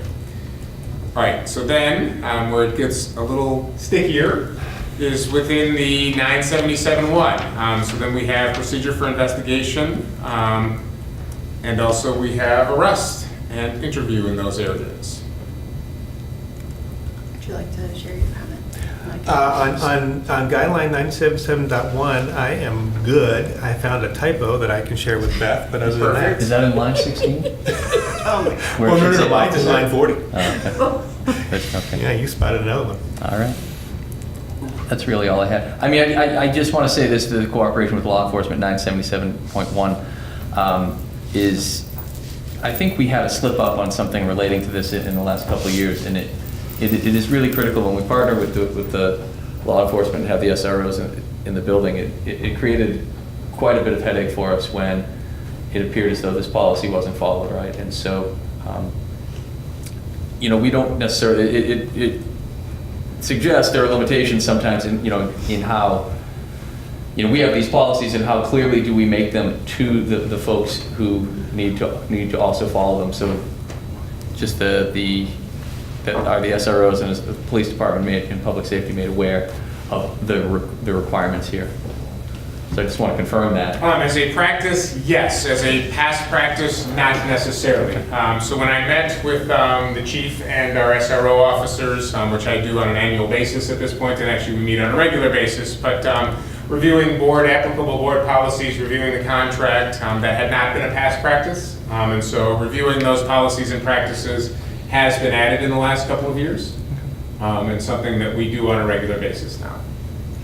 That was one of my questions as well, but I did have some more substantive concerns with the guidelines as written, so I will just share those and know that we will be talking more about them. I think I appreciate that the guideline spells out that the principal or principal's designee is the one who should actually make the determination as to whether a student could be questioned at school about a non-school incident.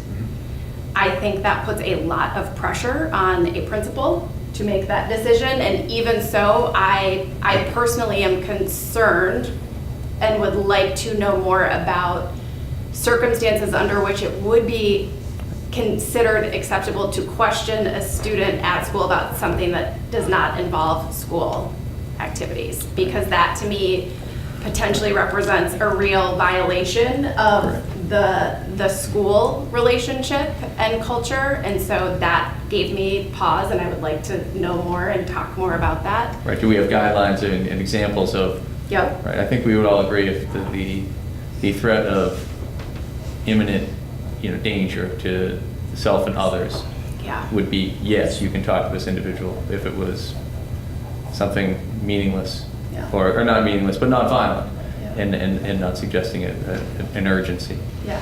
Well, and I think connected to that, the other part of this that I had a real question about is the section 3A about prior to any interview, a reasonable attempt should be made to notify the parents or guardian. And what does a reasonable attempt constitute, and who is the judge of what a reasonable attempt is, and whether that has been made also feels really critical when we're talking about a student potentially being questioned in one of our buildings without their parent or guardian knowing about it. Because I think reasonable attempt does not necessarily equal having had a conversation or having officially gotten notice before it happens. So those are the pieces in this guideline that gave me pause, and I would like to be able to know more about before being able to feel like I could support this in good conscience. Those are the areas we will look into further and gather additional details. Thank you. Other questions or feedback on guideline 977-1? All right, 977-2. And this is again, notification of predatory offenders. So my area of concern with this guideline, again, is sort of a language piece.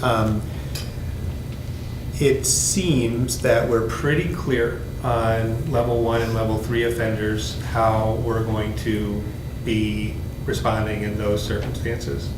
Level 1 offenders, essentially there is not disclosure to school districts, that is based upon notification of disclosure by a law enforcement agency, so really we have no role in the level 1. And with level 3s, again, we're really taken out of the loop on that, in that there is a community meeting that is held as a part of level 3, which we would be participating in. But again, we're not really needing to exercise any judgment in that category. Level 2 then is the area that gets gray, and we go to, this is section 4A, subheading 4. There's actually a lot in there. Yeah, the school district shall request the offender fact sheet from its local law enforcement agency. On a case-by-case basis, the superintendent may determine whether to send a letter to parents with general information regarding release of the level 2 predatory offender and a copy of the offender fact sheet. To me, again, this is very broad language that puts a lot of pressure on the superintendent to make a judgment without really any, I guess, my questions here are, what sort of criteria might the superintendent look at to make this determination? What expertise does this, or experience, would the superintendent be relying upon in informing that judgment? I feel like there's just a lot there that to me seems difficult to sort of understand how that judgment gets made. So, and I have no idea what kind of guidance there might be from any other source. So. And does that broad latitude expose us to potential problems, right? If you chose not to communicate this broadly as would be allowed, and something awful happened, or if you did publicize it as broadly as we're allowed, and something awful happens still, right? I mean, what is there's all kinds of different awful things here. But broad latitude sounds like yeah, and again, a potential exposure to risk. I'm kind of coming into this with no preconceived notion about what the right answer is, but I just have questions. I will educate and inform myself, because there's a lot in there. As I read that, there's a lot of stuff. to review and to determine what is the appropriate course of action. And so we will look further in MSBA, we will compare with some neighboring colleagues and try to gather some additional information. There's 2 Section 4s. There's no Section 3. Yes. Good catch. Any other comments?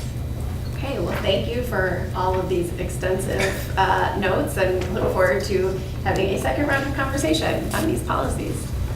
So up next is item 6C, reviewing donations that have been made to Richfield Public Schools. All right, so Burlington Stores, through its partnership with AdoptedClassroom.org, donated $10,000 to Centennial Elementary Schools in celebration of the opening of its new store in Richfield. Solution Blue, Inc. donated $385 towards the RSTEM second grade field trip to Target Field on March 22nd, 2018. The RSTEM School PTO donated $104 towards the third grade field trip to the Works Museum on April 6, 2018. Wells Fargo Educational Matching Gift Program to RSTEM. Patrick Stone, $249.99. Antonia Stroth, $130. And Anonymous, $379.99. Jen Consmith-Krause donated $100 to the RHS Random Acts of Kindness account. Cynthia O'Shaughnessy donated $200 for the Spartan Food Shelf, and an anonymous donation of $100 to Centennial Elementary School through the General Mills Payroll Match Program. Lots of generosity and a lot of things to be thankful for. Yeah, this is a really impressive list. I move that we accept these donations with gratitude. Wonderful. I'll second. So a motion by Dr. Tensing, a second by Mr. Paulus. Any discussion? All in favor? Aye. Aye. Aye. Any opposed? We accept these donations with gratitude. The motion passes. Okay, so getting close to the finish line, moving to advanced planning and starting with any legislative updates. Nothing significantly new since our last meeting. Obviously, there's a lot of promising things in the governor's budget related to ongoing funding of VPK. Looking at the special education cross-subsidy, a lot of the areas that are priorities of ours. But this is sort of in that awkward wait and see to see what happens as bills move forward. And so we're in kind of the calm before the storm, so to speak. And I think the legislature is on their vacation right now, I believe. Anything else? Okay, so information and questions from the board.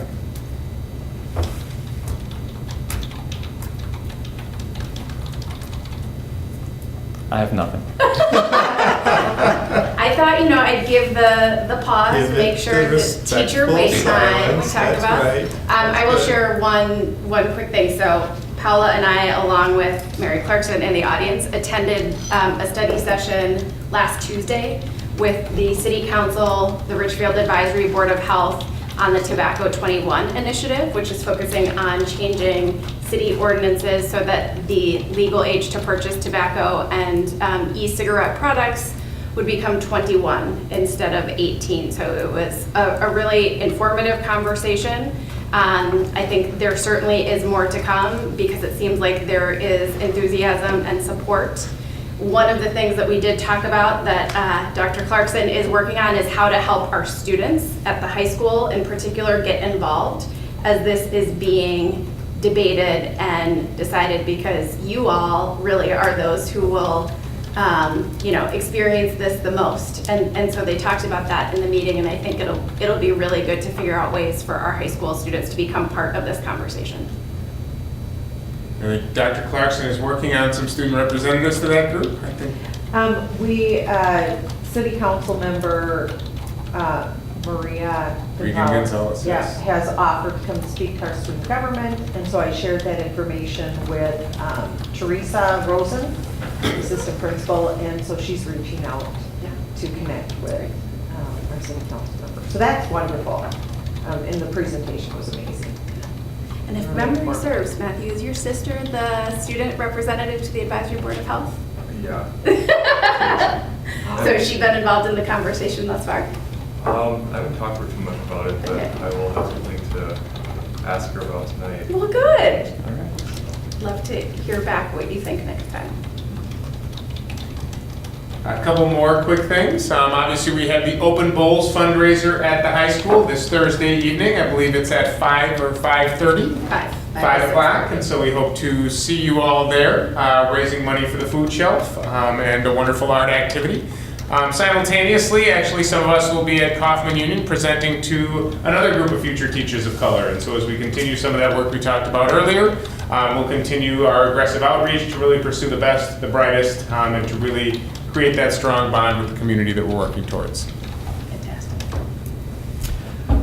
Quick question on upcoming agenda. At our last meeting, we had talked about, and I think we've all been very eager and very anxious to hear more from our student-led Reimagine Richfield group. Do we have a date? I'm not sure yet. I believe our student government is meeting later this week. They have some conversations and plans that they are working on. There's actually a date on April 12th where they are working to gather staff and student together feedback. And they're working on something that they'll be doing in school out of our student government. And then we hope to have them come back to be able to present shortly thereafter, either the end of, probably would be the first or the second meeting of May. So, Matthew, here's a question for you. So one of the things that you probably hear us talking about all the time as board members is establishing some sort of metric or measurement, ability to track progress, make sure we're achieving goals, et cetera. Is that something that the student group has thought about in this context of this Reimagine Richfield? Basically, how could you guys as students define that this has been successful? And of course, by successful, I mean from your perspective, in other words, that the work has met the needs that were stated. I don't really think we've thought about it all that much because I think we're sort of in the mindset now of like we have like the I guess results of the conversation and we kind of want to work towards implementing it, and kind of I feel like we're not even at the point where we've like fully like really like adopted the changes that we wanted to bring about. So I don't think we're at that point yet, but that's something that I will definitely bring up at the next student government meeting and have them talk about that. Yeah, because I guess my hope for this work is that one of the things that I would love to see coming out of this is more empowerment of student government. I mean, I think really, to be totally frank, Matthew, I've been very impressed with yourself and your peers in student government this year, having taken some really great leadership roles in response to not only our local efforts, but also national movements that are underway. And I just, to me, I just would love to see this spirit and this energy continuing to build, because, you're moving on, but the people, your sister, others who are coming up, I just would love to see them be able to pick up that torch. So, yeah, and that of course that's on us as the adults and on our staff, as the continuous presence to also facilitate that. But I just wanted to kind of give you guys the hopefully the kudos and the hopefully so that that the adults are really supporting you. So,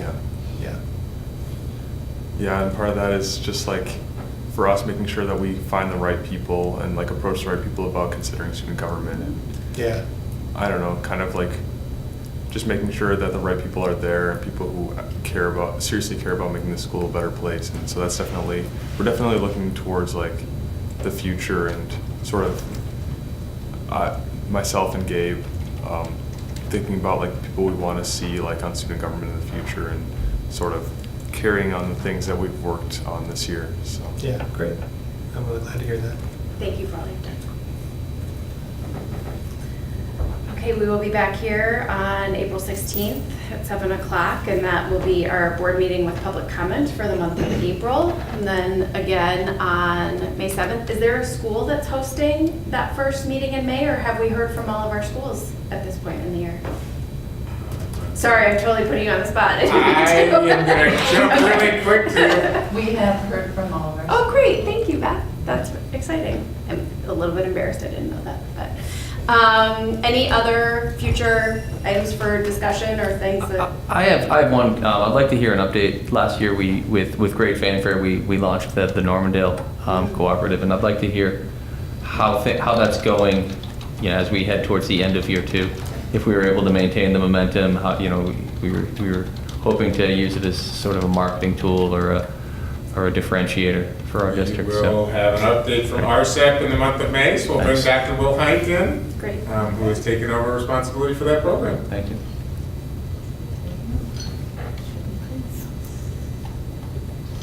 Okay, and I think the last thing is a motion to adjourn.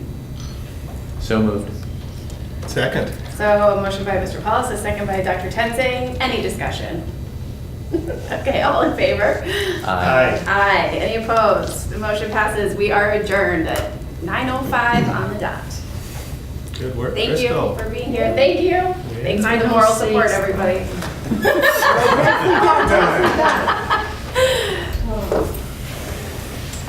I will gladly cede the gavel back to Christine.